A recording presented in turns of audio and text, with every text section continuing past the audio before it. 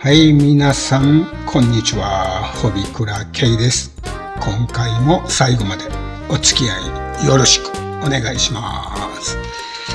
ではね、プジョーマキシ306ね、やっていこうと思います。これ、ボディのね、表面処理をしたいんですけど、先にパーツを切り出していこうと思います。それのゲート処理と一緒にね、表面処理をやっていこうと思います。ではね、カットしていこうと思います。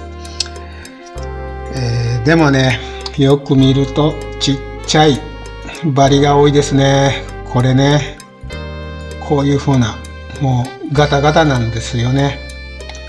わかるかな？こういう端っこね。このゲートのランナー見るとわかると思うんですが、こういう風なね、パーツの方にもちっちゃいバリがたくさんありますね。これはカットしてすべて軽くヤスリでなぞってあれば取れると思います。ではカットしていきますね。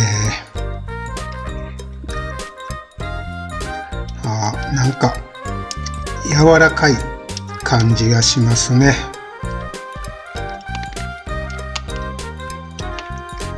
こういう風にね、映ってたかな。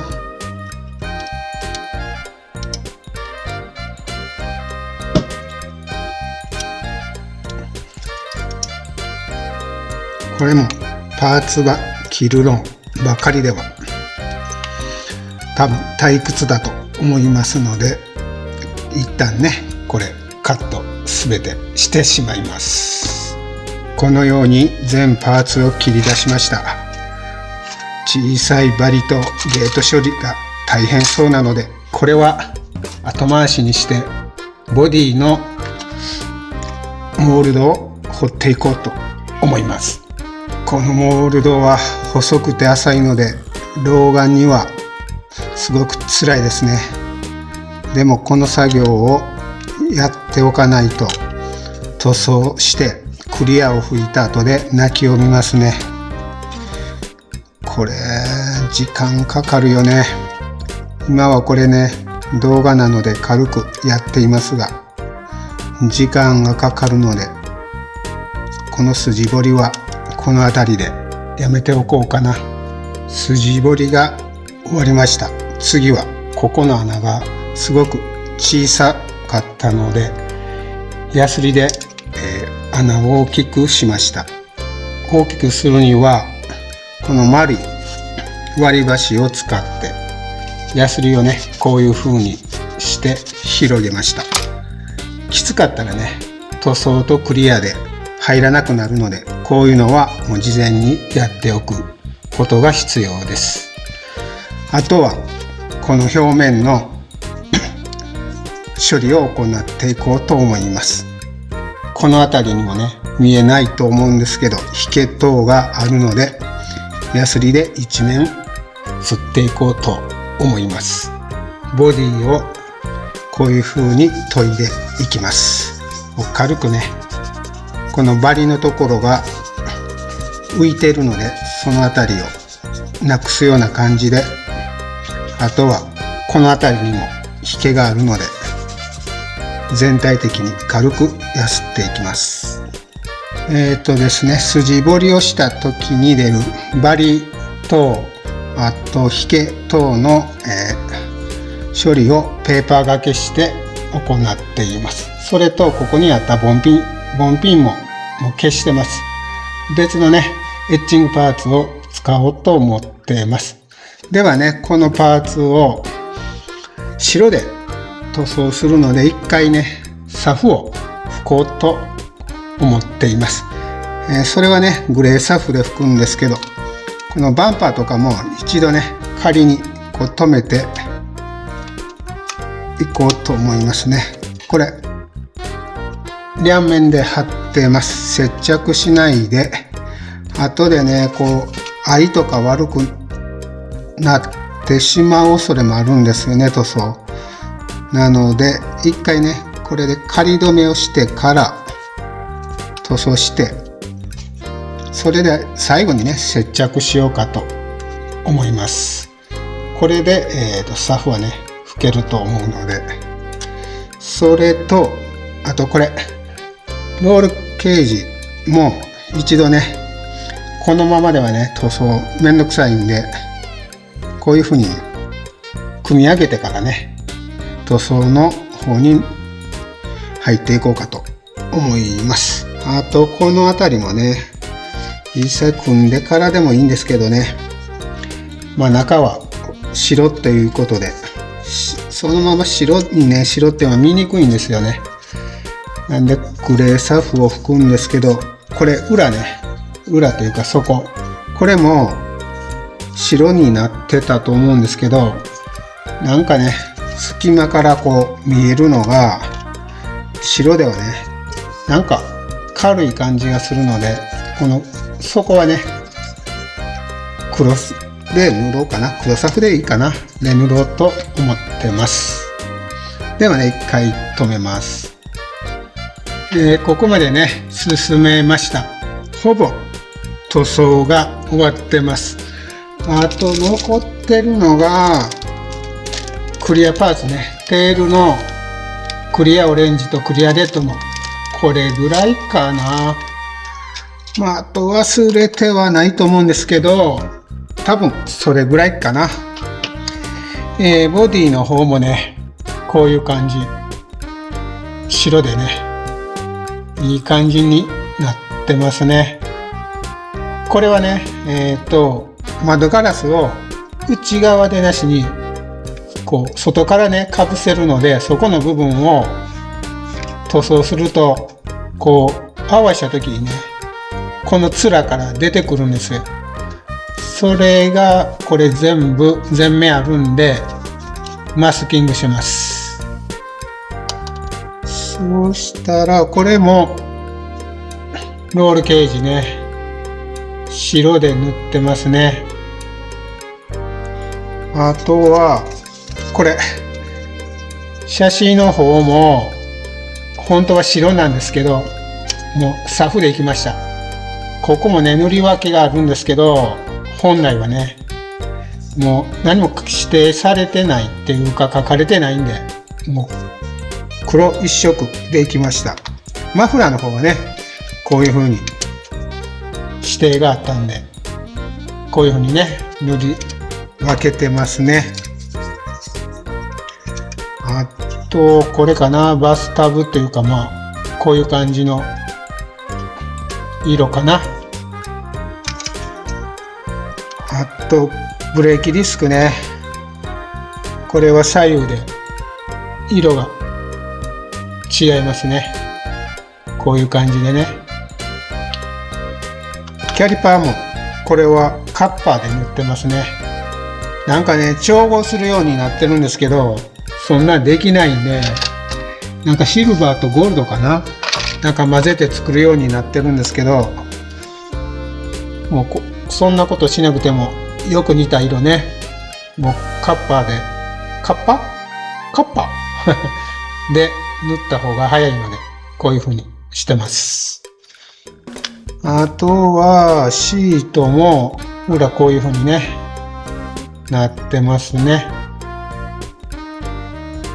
いい感じになってるかな。あとはサスもこういう感じかな。これはミラーね。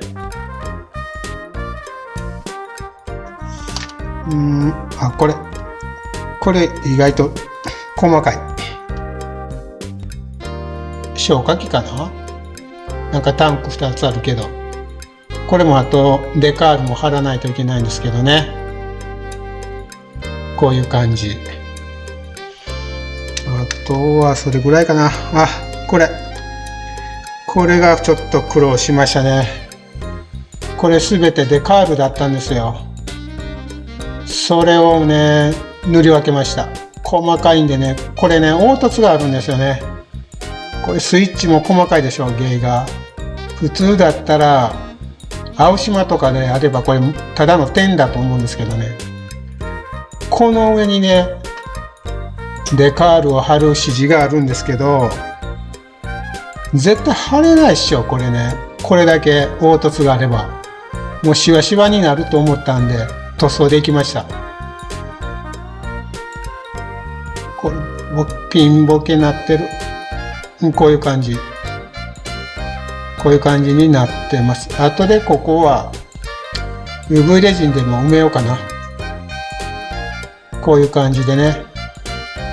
まあ中なんで実際見えないんですけどね。あとはこれといってないかな。そうしたらね、次はデカールの動画になるかな。ですね、これここにね塗装あった。これを青色で塗らないとダメかなと思います。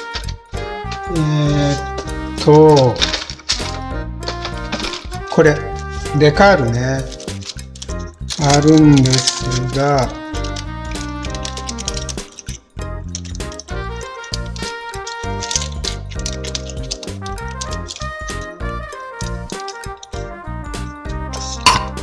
これボンネットにこう貼るんですけど、この溝の内側でないんですよね。内側であればいいんですけど、上にかぶさるんですよ、このデカールが。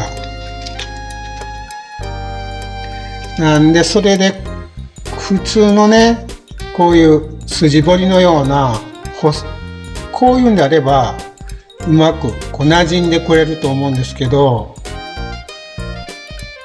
ピント合わない。これだけの幅でなると中に入らないんですよね。入らないんでそのまま貼って、クリアを吹くと引っ張られてボコボコになるんですよね。なんでそれを防ぐためにデカールを貼った後にカッターでねこう切って中に埋め込むっていう風にこう押さえ込んでいくような感じになるんですよ。でその場合に底がねこのまた上からタッチアップしないといけないんですよね。それだったら初めにねもう青のラインをここに流し込んでおけば、もう貼ってカッターで切ればそのままで済むと思うんですよね。なんでここに一応水性の方がいいかな。水性の塗料を流し込んで、青のね塗料を流し込んで、それからデカールを貼るようにしたいと思います。ただね引っ張らないとダメかな。若干ここのラインどこ行ったかな。すべてがこうデカールで埋まるのではなくて、若干こうなってるんですよね。こういう感じ。若干ここの先がねちょうどこの内側に来るぐらいちょっと出るんですよ。それぐらいだったらいいかなと思うんで、もう全部ね青でこの溝を塗って対応しようかなと思います。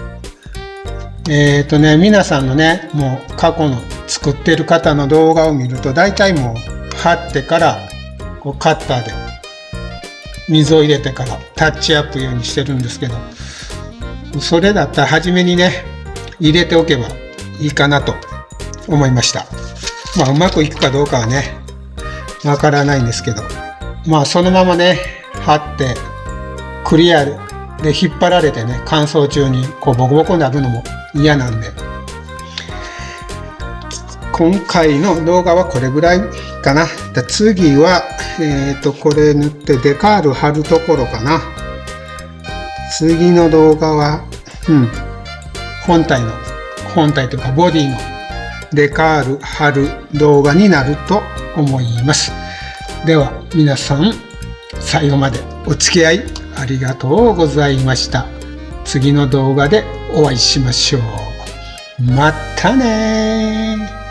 バイビー。